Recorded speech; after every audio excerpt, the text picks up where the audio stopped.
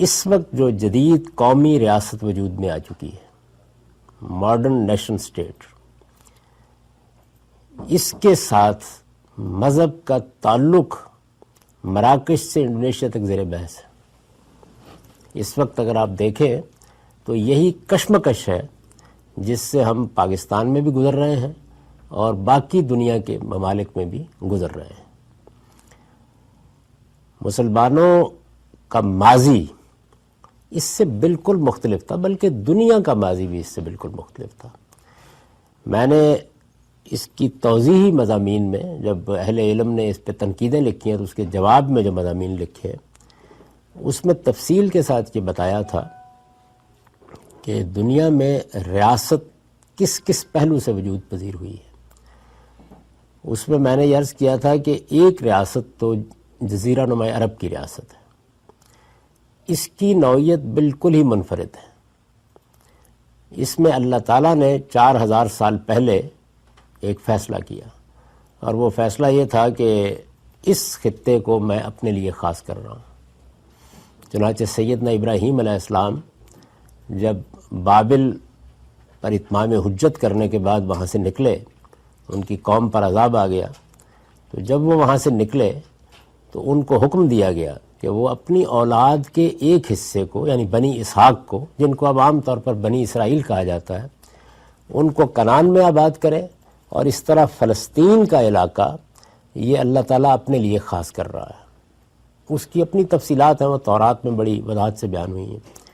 دوسرا یہ تھا کہ بنی اسماعیل یعنی ذریت ابراہیم کا دوسرا حصہ، اس کے لیے جزیرہ نما عرب کو اللہ نے خاص کر لیا۔ یہ جب بات میں نے بیان کی ہے تو اس پر بعض اہل علم نے بڑے تعجب کا اظہار کیا، حتیٰ کہ مفتی منیب الرحمن صاحب نے جو اس ضمن میں مضمون لکھا اس میں انہوں نے ابتدائی یہاں سے کی کہ یہ ایک ہمارے لیے بالکل نئی بات ہے، کسی صاحب علم کو معلوم نہیں۔ تو اس وجہ سے میں توجہ دلا رہا ہوں کہ یہ ایسا نہیں ہے۔ آپ شاہ ولی اللہ کی حجت البالغہ میں جہاد کا باب پڑھیں، اس میں انہوں نے باقاعدہ اس تقسیم کو بیان کیا ہے، اور اس میں بلاد عالم کی 2 قسمیں کر دی ہیں۔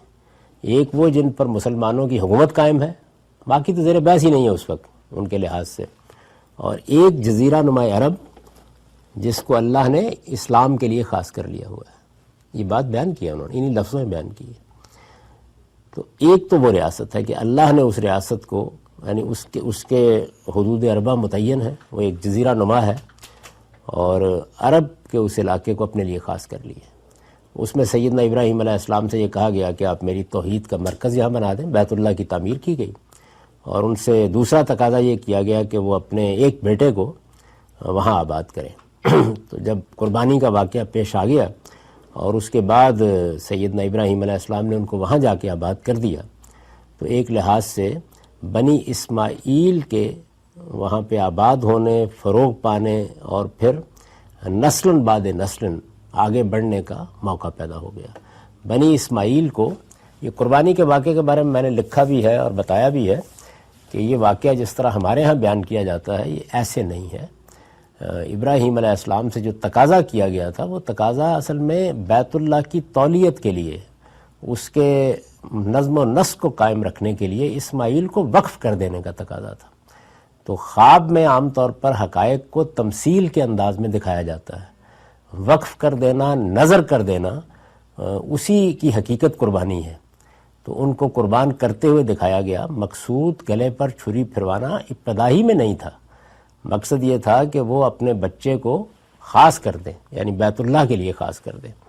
تو انہوں نے جب اس کے اوپر بینے ہی جیسے خواب میں دیکھا تھا، عمل کیا، تو اللہ تعالیٰ کہتے ہیں کہ قد صدقت الرؤیا، آپ نے تو خواب کو سچ کر دکھایا۔ یعنی اگرچہ یہ بڑا دل نواز واقعہ تھا اور سیدنا ابراہیم علیہ السلام کے اس اقدام کی اللہ تعالیٰ نے بڑی تحسین بھی کی، لیکن اصل مقصود اس سے یہ تھا۔ خواب میں حقائق ایسے ہی دکھائے جاتے ہیں، یعنی اس میں کوئی، جیسے کہ سیدنا یوسف علیہ السلام کا خواب قرآن نے بیان کیا ہے کہ انہوں نے 11 ستاروں کو اور سورج اور چاند کو اپنے سامنے جھکتے ہوئے دیکھا، تو اس کا مقصد کیا تھا؟ اس کا مقصد یہ تھا کہ ایک واقعہ پیش آنے والا ہے جس میں آپ کے بھائی اور آپ کے والدین آئیں گے، اور یہی صورتحال اس وقت آپ اپنی آنکھوں سے دیکھ لیں گے۔ تو ایسا ہی معاملہ تھا۔ تو ایک ریاست وہ ہے، اس ریاست میں طے کر دیا گیا ہے کہ صرف مسلمان ہی آباد ہو سکتے ہیں، یعنی جو لوگ اللہ کو ماننے والے ہیں، اس سے پہلے بھی وہی تھے اور اس کے بعد محمد الرسول اللہ کے ذریعے سے اس کو پاک کرا لیا گیا۔ اس کے بارے میں احکام ہی بالکل مختلف ہیں۔ وہاں تمام معبد ختم کر دیے گئے، وہاں تمام بتکدے ویران کر دیے گئے، وہاں تمام تھان اور استان ڈھا دیے گئے، اور اس کو بالکل صاف کر کے یہ بیان کر دیا گیا کہ یہ اب اسلام کی ریاست ہے ہمیشہ کے لیے۔ اور رسول اللہ صلی اللہ علیہ وسلم نے فرمایا کہ لا یجتمع فیہ دینان، اس میں اب قیامت تک دو دین جمع نہیں کیے جا سکتے، ایک ریاست وہ ہے۔ اس ریاست کے بارے میں آپ جو فیصلہ چاہے کریں، وہ اس طرح ایک لحاظ سے اسلام کی ریاست ہے، یعنی اس میں غیر مسلم آباد ہی نہیں ہو سکتے۔ جائیں، دیکھیں، حرم کی زیارت کریں، ملیں ملائیں، کسی کام کے سلسلے میں جائیں، لیکن وہ اس کے شہری نہیں بن سکتے، کوئی بھی نہیں بن سکتا۔ خاص کر لیا گیا ہے اس کو۔ اللہ تعالیٰ یہ کہتے ہیں کہ یہ توحید کا مرکز ہے اور بنی اسماعیل کو یہاں سے خدا کا پیغام ساری دنیا میں پہنچانا ہے۔ یہ جو اس کے بعد اقدام کیا گیا، اس میں ایک پہلو سے تو اتمام حجت کا قانون کام کر رہا ہے، اور دوسرے پہلو سے وہ اتمام حجت کے قانون کو کیوں کار فرما کیا گیا، یعنی رسول اللہ وہ خط لکھے بغیر بھی جا سکتے تھے دنیا سے۔ وہ اس لیے تھا کہ جس طرح فلسطین کی گرد و پیش کی ریاستوں کو ختم کر کے ان کو زیر نگیں کر لیا گیا تھا، وہی کام یہاں بھی کیا گیا ہے، تاکہ ادھر ادھر سے کوئی حملہ اب نہ ہو سکے، چونکہ تاریخ کا ایک بڑا لمبا عمل ہے جو گزر چکا ہے، اور ایسا ہی ہوا ہے کہ وہ بالکل محفوظ ہو گیا اس کے نتیجے میں۔ ایک وہ ریاست ہے۔ دوسرے جو ریاستیں دنیا میں قائم ہوئیں، برطانیہ عظمیٰ کی حکومت ابھی ختم ہونا شروع ہوئی ہے، کوئی زیادہ عرصہ نہیں گزرا، یعنی ہمارے ملک کو بھی 1947 میں آزادی ملی ہے، بعض ملکوں کو اس کے بعد آزادی ملی ہے، تو 50-60 سال ہوئے ہیں ابھی۔ 50-60 سال 70 سال پہلے تک دنیا میں ریاست کیسے بنتی تھی؟ ریاست فتوحات سے بنتی تھی، یعنی کوئی قوم جب فیصلہ کر لیتی تھی کہ اس کو اتنی طاقت حاصل ہو گئی ہے تو حملہ کر دیتے تھے، اور حملہ کرنا بھی کوئی ایسی بری چیز نہیں سمجھی جاتی تھی، یعنی اس کی تدبیریں طریقے مختلف ہوتے تھے۔ ایک بڑی طاقت آپ دیکھیں، جب ہم تاریخ پڑھتے تھے تو اس میں چنگیز خان کو بھی ہم فاتح عالمی کی حیثیت سے بیان کرتے تھے، اسکندر کو بھی اسی حیثیت سے پیش کیا جاتا تھا۔ مسلمان بھی بہت سے حملے کرتے رہے، تو اس کے نتیجے میں ریاستیں اس طرح نہیں بنتی تھی جیسے آج کی ریاستیں ہیں، یعنی اس ریاست میں تعلق حاکم اور محکوم کا ہوتا تھا۔ انگریز ہمارے حاکم تھے، ہم ان کی رعایا تھے، بالکل اسی طریقے سے عثمانی ترک حاکم تھے، اور بہت بڑا علاقہ ان کی سلطنت میں شامل تھا۔ رومی سلطنت کا بھی بالکل یہی عالم تھا۔ تو میں نے اس کو بیان بھی کیا پھر ایک اگلے مضمون میں جو اخبارات میں چھپ چکا ہے، اس میں نے یہ بتایا تھا کہ یہ دوسری قسم کی ریاست ہے، اس کی سرحدیں فتوحات طے کرتی تھی۔ آپ قدیم تاریخ کو پڑھیں تو ہندوستان، کابل کبھی ہندوستان کا حصہ ہوتا تھا، کبھی نہیں ہوتا تھا، کبھی دریا آمو تک سلطنت پہنچ چکی ہوتی تھی، کبھی نہیں پہنچتی تھی، کبھی برما تک پہنچ جاتی تھی، کبھی سمٹ کے پیچھے آ جاتی تھی۔ تو یہ اصل میں اس بنیاد پر ریاست بنتی ہی نہیں تھی۔ مسلمان بھی ایک لمبے عرصے تک دنیا میں حکومت کرتے رہے ہیں، تو ان کے ہاں بھی حاکم اور محکومی کے دو تعلقات تھے جن سے وہ واقف تھے، یعنی ایک حاکم ہوگا، محکوم ہوں گے، محکوموں کے ساتھ اچھا سلوک کرنا ہے، محکوموں کی عزت نفس مجروح نہیں کرنی۔ یہ بحث ہے، بحث یہ نہیں ہے کہ محکوموں کا کوئی فطری حق بھی پایا جاتا ہے۔ ایک اچھا بادشاہ ہے، عام طور پہ یہی کہتے ہیں نا کہ بادشاہ بڑا رعایا پرور تھا، بڑی شفقت سے کام لیتا تھا، لیکن شفقت، محبت، رعایا پروری یہ ایک الگ چیز ہے، اور تعلق ایک بالکل الگ چیز۔ تعلق حاکم اور محکوم کا ہے جو بنیادی طور پر موجود تھا۔ یہ تعلق ہے جس کے ساتھ دنیا میں سلطنتیں بنتی بھی تھیں، بگڑتی بھی تھیں، اور جس کو ٹائن بھی مطالعہ تاریخ میں، اسٹڈی آف ہسٹری میں سلطنت عام کہتا ہے۔ قبائلی زندگی کے بعد چھوٹے چھوٹے علاقوں کے اندر بڑھنے والے راجواڑے، اور اس کے بعد سلطنت عام کا زمانہ، یعنی جن میں بہت بڑے پیمانے پر فتوحات ہوئیں اور بڑی سلطنتیں بنیں۔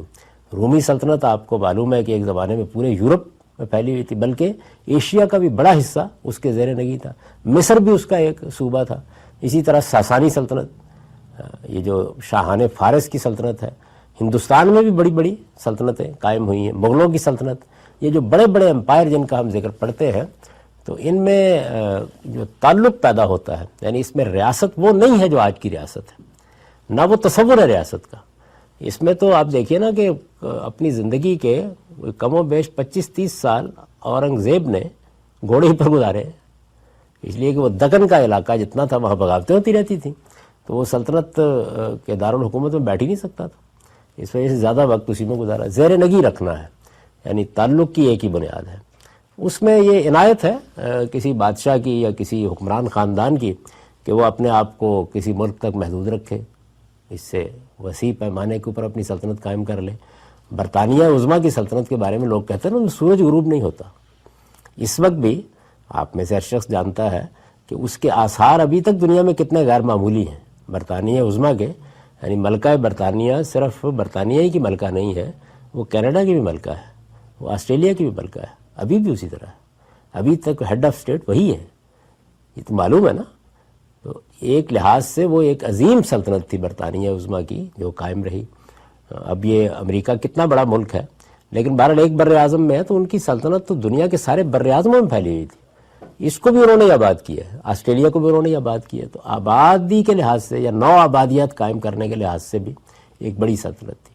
اس زمانے میں آپ اس سلطنت کو اسی طرح دیکھتے تھے، آپ بتاتے تھے کہ یہ اتنے ممالک ہیں جو اس سلطنت میں شامل ہیں، اتنی اقوام ہیں جو اس سلطنت میں شامل ہیں، تو سلطنت یا حکومت کا تصور حاکم اور محکوم سے بنتا تھا، سرحدیں اس کی فتوحات سے طے ہوتی تھی، یعنی آپ کہاں تک فتح کر سکتے ہیں، کتنے بڑے فاتح ہیں۔ برطانیہ عظمیٰ کے ہاں جب یہ سلسلہ شروع ہوا ہے، بلکہ اس سے پہلے آپ دیکھیں باقی یورپی اقوام میں بھی، مثال کے طور پر الجزائر تو فرانسیسیوں کے پاس رہا ہے، اسی طرح بہت سے علاقے ولندیزیوں کے پاس رہے ہیں، یہ ملیشیا انڈونیشیا میں سب سے پہلے جو ہے وہ ولندیزی پہنچے ہیں۔ تو بہت سی اقوام نے ایک زمانے میں بڑی بڑی سلطنتیں قائم کی، مسلمانوں نے بھی قائم کی۔ مسلمانوں کی جو مغلیہ سلطنت تھی ظاہر ہے اس کی یادیں اب تک لوگوں کو ہیں، ادھر عثمانی ترک تھے، درمیان میں ایران میں صفویوں کی سلطنت تھی، شاہ اسماعیل صفوی نے جس کو قائم کیا۔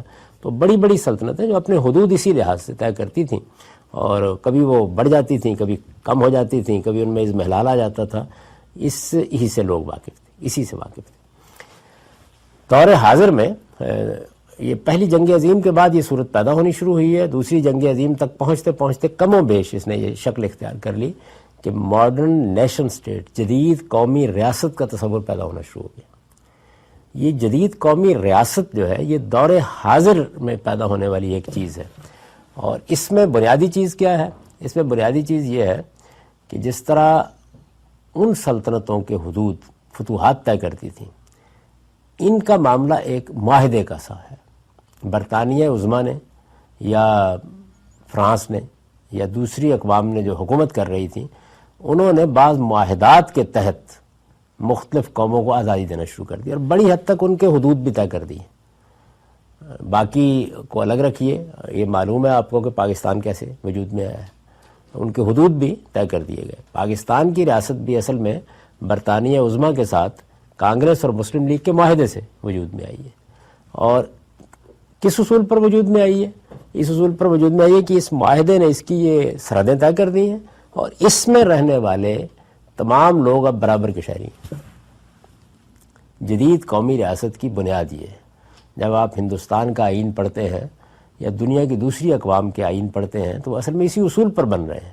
آئین کیا ہوتا ہے اس سے بھی لوگ واقف نہیں تھے، یعنی جو آخری بڑی سلطنت ہے برطانیہ عظمیٰ کی، اس کا تو ابھی بھی کوئی آئین نہیں ہے، کوئی دستور نہیں ہے، یعنی وہ اپنی روایات جو قدیم ہیں ان کے اوپر چل رہے ہیں، اور انہوں نے پوری دنیا پر حکومت کی۔ یہاں سورج غروب نہیں ہوتا تھا ہجرا کی، یعنی کوئی آئین کوئی دستور نہیں بنایا گیا تھا، ایک سلطنت ہے چل رہی ہے، اس کی اپنی ٹریڈیشنز ہے، روایات ہے، اس کا اپنا قانون ہے، اس کی بنیاد پر پھیلتی بھی ہے، سمٹتی بھی ہے، کسی کو آزادی دے دی کہیں اور قبضہ کر لی۔ ابھی بھی اگر آپ دنیا کا نقشہ اٹھا کے دیکھیں بے شمار جزائر ہیں جن پر ابھی برطانیہ کا قبضہ ہے، ہانگ کانگ تو ابھی حال میں انہوں نے دیا ہے۔ اسی طرح کا معاملہ امریکہ کا ہے، بہت سے جزائر ہیں ہمارے وہاں ملیشیا تک کے قریب ہیں جن جزائر میں آپ کو ان سلطنتوں کے آثار اسی طرح نظر آتے ہیں۔ ابھی بھی ان کا کنٹرول ہے بعض جگہوں کے اوپر، کہیں بالواسطہ ہے کہیں بلا واسطہ ہے، بہت سی جگہوں پر ایسا ہے۔ حکومت کرنے کے طریقے بھی مختلف جگہوں پر مختلف اختیار کیے جاتے تھے۔ مثال کے طور پر ملیشیا میں وہ اس طریقے سے کبھی داخل نہیں ہوئے جس طرح سے وہ ہندوستان میں آئے، وہاں انہوں نے بالکل وہی معاملہ کیا جو ہندوستان کی ریاستوں کے ساتھ کیا، یعنی جو ریاستیں پہلے موجود تھیں ان کو ایسے ہی قائم رہنے دیا۔ ایک بے آباد جزیرے پینانگ کو انہوں نے حاصل کیا اور وہاں پر ایک شہر آباد کیا کنگ جارج کے نام پر، جارج ٹاؤن کے نام سے۔ وہ شہر ایسا ہی ہے، چھوٹا سا شہر ہے، اگر آپ کو اس وقت بھی ہیلی کاپٹر سے اس میں اتار دیا جائے تو تھوڑی دیر کے لیے آپ کو خیال ہوگا آپ لندن میں ہیں۔ تو وہ انگریزوں کا بنایا ہوا شہر ہے پورا کا پورا. اسی میں بیٹھ کے انہوں نے انڈائریکٹ طریقے سے اپنے ریزیڈنٹ مقرر کر کے نظم چلایا. کسی بادشاہ کسی سلطان کو نہیں چھیڑا. آزادی دی تو یہ معاہدہ کر کے دی کہ یہ جو سلاطین چلے آ رہے ہیں آپ ان کو معزول نہیں کریں گے. چنانچہ آج بھی وہاں ہر ریاست کا ایک بادشاہ ہے, پھر ان بادشاہوں کا ایک بادشاہ ہے جو ملیشیا کا بادشاہ کہلاتا ہے. اس طریقے سے سلطنتوں کا جو نظام تھا اس کو آہستہ آہستہ قومی ریاست میں تبدیل کیا گیا. یہاں تک کہ جہاں بادشاہتیں تھیں وہاں پر بھی قومی ریاست کے اصول لاگو ہونا شروع ہو گئے. ماڈرن نیشن اسٹیٹ وہ اسی اصول پر ہے کہ سرحدیں بین الاقوامی معاہدات طے کریں گے. یعنی اب یہ آپ نے سنا ہوگا نا یہ بات کہ بین الاقوامی سرحد کی خلاف ورزی نہیں کی جائے گی. یہ بین الاقوامی سرحد تو کوئی چیز ہی نہیں ہوتی تھی. آج سے 100-200 سال پہلے یہ کوئی چیز نہیں تھی. یعنی اگر زیادہ سے زیادہ کوئی لوگ کہتے تھے کہ ہماری کوئی سرحد ہے تو کوئی قوم نسلی بنیاد پر یہ کہتی تھی کہ یہ ہماری سرحد ہے. اس طریقے سے ہمارے شمال کے پٹھان بھی کہہ سکتے ہیں کہ ان کی ایک سرحد ہے, ان کا بھی ایک پختونخوا ہے, کہتے ہیں نا یہ بات. ایسے ہی بہت سی اقوام کہہ سکتی ہیں. سندھ میں بھی یہ چیز بڑی قوت کے ساتھ موجود ہے. پنجابیوں میں نہیں ہے, اس کے کچھ اپنے عوامل ہیں. تو پوری دنیا میں یہی صورتحال تھی کہ نسلی بنیادوں پر لوگ اپنا وطن تو کہتے تھے اور وہ بھی سکڑتا سمٹتا رہتا تھا. میں نے شاید یہی مثال دی تھی کہ ہم اپنے بچپن میں ساہیوال سے جب لاہور کے پاس جو ہمارا گاؤں ادھر جاتے تھے کہتے کہ اپنے وطن جا رہے ہیں. تو وطن بھی اس طرح نہیں تھا جس طرح آج کا وطن ہے یا جس طرح وطن اب لفظ استعمال ہوتا ہے. یہ بڑے مختلف اسالیب میں استعمال ہوتا تھا. وطن کی مٹی کے گیت بھی اور اسالیب میں گائے جاتے تھے. جدید قومی ریاست جس طرح کہ میں نے عرض کیا یہ نیا کانسیپٹ ہے, نیا تصور ہے. ریاست پاکستان اسی تصور پر بنی ہے. باقی ریاستوں میں آہستہ آہستہ یہی تبدیلی آئی ہے. انگریزوں نے جن کو آزادی دی یا جنہوں نے فرانسیسیوں سے آزادی پائی دوسری قوموں سے, وہاں پر بھی انہوں نے اپنے پیچھے جو کچھ چھوڑا ہے وہ اسی قومی کہیں یہ اپنی پوری شکل میں ہے اور کسی جگہ پر یہ ایک عبوری سے پس منظر سے گزر رہی ہے.